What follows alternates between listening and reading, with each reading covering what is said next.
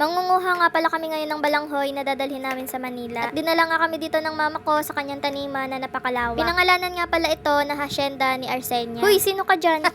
Ito ay pinahirap lang pala sa kanila ng mayor nila, kaya malaya silang magtanim ng kahit anong gusto nila. O diba, sana all. Madami nga rin siyang tanim dito na sibuyas. Sayang nga at walang bunga. Huy, ano daw? Kailan nagkabunga ang sibuyas? Tingnan mo nga naman at makikita mo talaga kung gaano kasipag magtanim itong aking mama. Pag sa probinsya ka talaga nakatira at masipag ka, ay tsak walang magugutom na pamilya. Dahil nga pag naubusan ka ng pambili ng bigas, ay kahit papano ay meron kang bubunutin dito sa iyong kapaligiran. Dahil mga bata pa nga daw, yung mga tanim niya ditong kamuting kahoy ay hindi pa nga daw pwede itong bunutin. Kaya lilipat na nga lang daw kami doon sa kabila niyang tanim dahil mas nauna niya daw yung itanim kesa dito. Habang naglalakad nga kami ay may nakita akong halaman na kinakain ko noong bata pa ako. Nakalimutan ko na nga kung anong tawag dito sa halaman na to, basta ito ay nakakain at hindi siya nakakalason. Tiningnan ko nga kung may bunga na ito kaso wala pa itong bunga.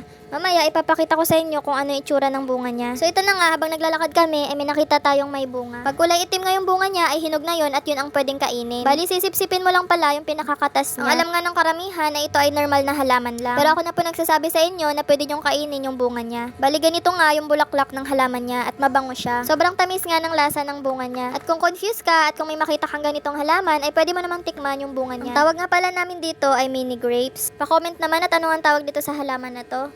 So hanggang dito na lang muna guys at mangunguha na kami ng kamuting kahoy.